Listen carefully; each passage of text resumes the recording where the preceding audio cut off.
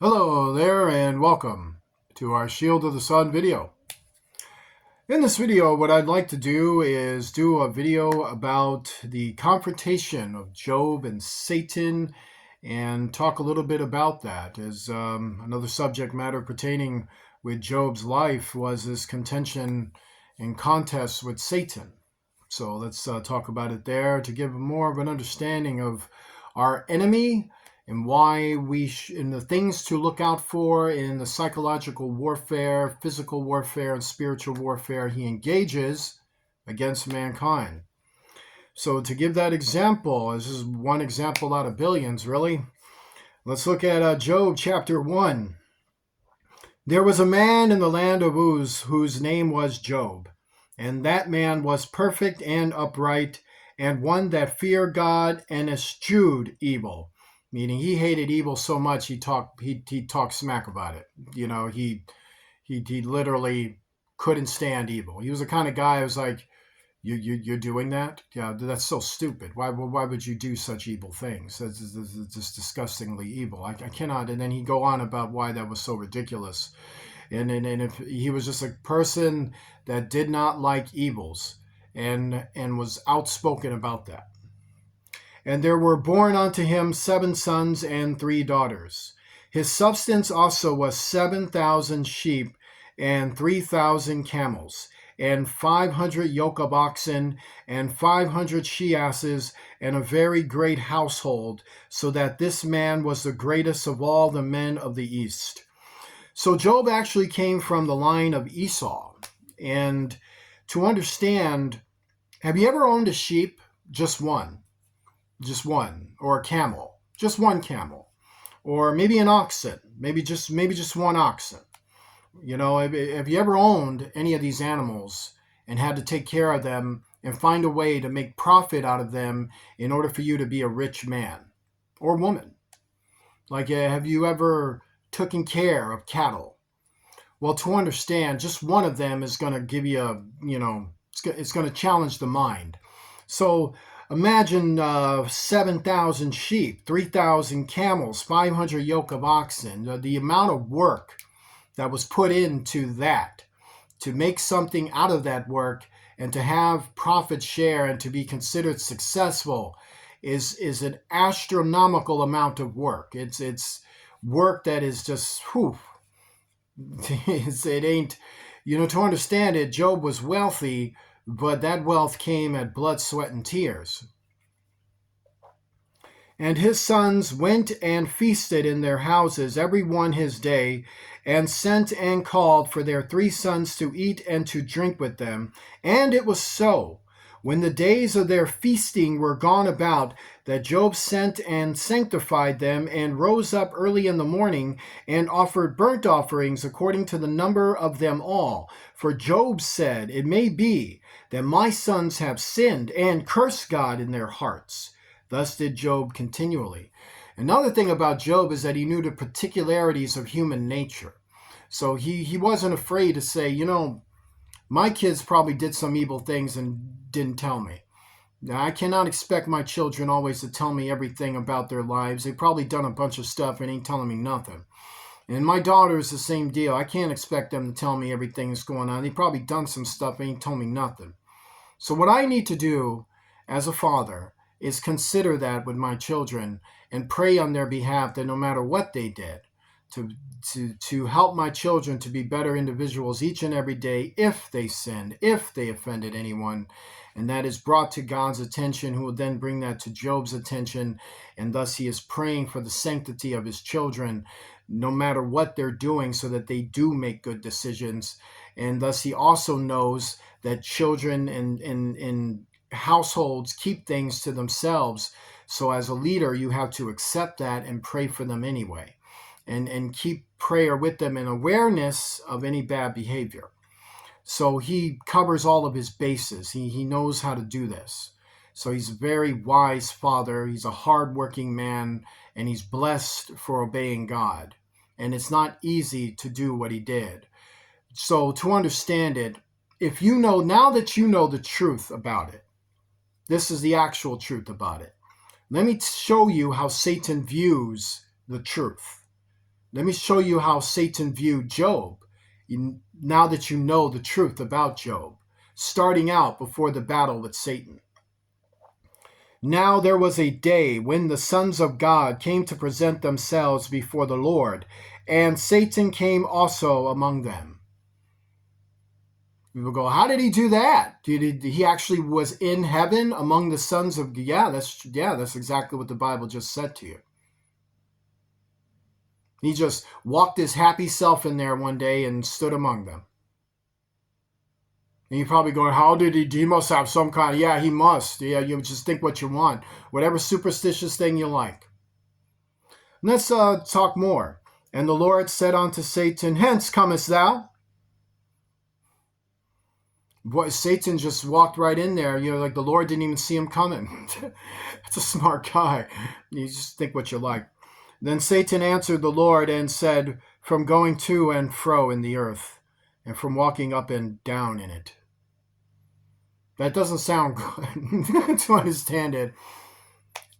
Satan was like, well, really, I had nowhere to go. I was from going to and fro in the earth, meaning I was locked in my interdimensional grid spheres, and I was moving along in it, and then I was going east and west, east and west, east and west, and back and forth, and then I decided to go up and down, and then I was walking up and down in it. So I just decided to stop moving by celestial force and started moving by speed and induction, which is how the angels walk. So I was walking along circuits. I was just moving with the circuit. I was just walking. Sometimes I jogged, and I was going up, and I was going down. I was going west. I was going east, and just then suddenly a door opened up, and then boom, and then all the angels were assembling in front of you. So what does that tell you? Actually, ultimately, it tells you that Satan was running around where he was encapsulated and trapped at, having been tossed out of heaven and sent into the earth, into the unseen interdimensional planes, is where he was traveling. He was traveling behind the spheres of the universe in our earth. And then suddenly a door opened up, and God said, idiot, come over here. And then Satan went over there so that God can talk to him and contest. This is actually what happened. And the Lord said unto Satan, hast thou considered my servant Job, that there is none like him in the earth? A perfect and upright man, one that feareth God and escheweth evil. And since God just bringing him, it's like, hey, I know you be hating on people. Yeah, man, you're just such a hater. You want to hate on, say, you ever thought about Job? And you talk such crap about mankind. What about Job? Job talks crap about evil. It's the last thing God tells him too. It's like he eschews evil. He talks all kinds of crap about you guys. He can't stand you guys. And also he feareth God. He fears me, not you, me. He fears God. He fears God. He's upright, righteous, He makes sure his kids are doing the thing. Nobody's disrespecting. He's not a disrespectful man. He's perfect. Let's just say from what he can gather in life, he does it. So he does what I want him to do. That's what it is to be perfect. It's you doing what God wants you to do. Your opinions are in line with God. Perfect. That's what he does. He does that. I love him for it. What do you think? Hast thou not made a hedge about him, and about his house, and about all that he hath on every side? Thou hast blessed the work of his hands, and his substance is increased in the land. But put forth thy hand now, and touch all that he hath, and he will curse thee to thy face. This is the disrespect. Think about that. Look at how hard Job worked. And he doesn't care. He's just like, well, it's because you gave him, it's because you've been nice to him. It's because you play nice to him. It's because you won't hurt him. This is what? And it's like, yeah, because the reason why he's good to you, because you won't walk over there and smack him across his face. You won't walk over there and kick him in his gut. You won't walk over there and stab him in his abdomen or something. You won't rape him. You won't hurt him. Go over there and hurt him. Hurt him. And we'll find out how much he loves you then. I'm a genius. Isn't that smart? That's how you judge human character. Do you love me? Yeah, let's find out. Boom! How'd you... Give me that gun. Are you in pain? Say something bad about me. You didn't say one, but... That's how love is. That's how love is judged, God. We judge love by how much pain they can take. Now, was that God's idea? Like, was it God was... Look at how hard Job did that. This Job is working hard. I knew that man is, whoo, look at that. Like, man, you did that. And that was your choice, Job. Yeah, I wanted to. My God, you're beautiful. Satan, what do you think of that? That was, it's a hard one. Man, that's impressive. That's such faith. He's only cool with you because you haven't smacked him yet. Who's cool with you for smacking him? I don't know, but that's how love is determined as far as I'm concerned. They ever teach you that in church? If they did, they just told you a heavy, heavy truth because that's Satan. So, and the Lord said unto Satan, Behold, all that he hath is in thy power, only upon himself put not forth thy hand. So Satan went forth from the presence of the Lord.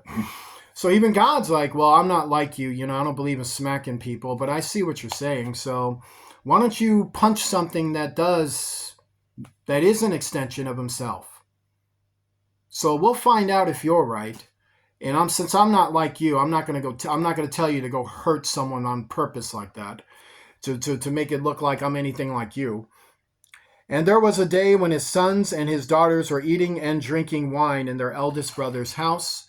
And there came a messenger unto Job and said, The oxen were plowing and the asses feeding beside them, and the Sabines fell upon them and took them away. Yea, they have slain the servants with the edge of the sword, and I only am escaped alone to tell thee.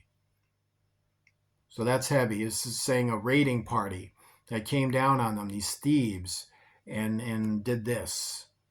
They have slain the servants with the edge of the sword. And this is probably after they stole money from Job, stole property from him, and killed his employees. So you want to know something about Satan. How does he feel about you? Think about that. He couldn't wait to do that, and he wasn't done. So Satan goes and says, well, since I can't hurt Job, I'll hurt his family. Well, you're not supposed. Well, then I'll hurt his interests. I'll hurt his job. I'll hurt his money. So I'll hurt the animals and the employees. I'll attack them, and we'll see how much he loves God then. This is what he's like. While he was yet speaking, there came also another and said, The fire of God is fallen from heaven, and hath burned up the sheep and the servants, and consumed them, and I only am escaped alone to tell thee. So now we have another survivor. So another incident happens in another region of Job's interests, and in that interest for Job, supernatural fire came out of a remote interdimensional sphere, and remote fire burned up the sheep and the servants and consumed them. So another business of Job, along with employees, have been incinerated and murdered. So yeah, that's how love is shown. This is Satan. That's how love is shown. Okay, you destroy, you abuse. Okay, so first you stab them, you beat them, you punch them, you bleed them out. And if they build anything, like in love, I built this business, burn it. In love, I built this business, I built these families, I enabled them to live comfortably and good. In the hard work and service they provide, ruin all of it. They didn't provide nothing, you lazy persons. Just be set on fire. This is how evil Satan is.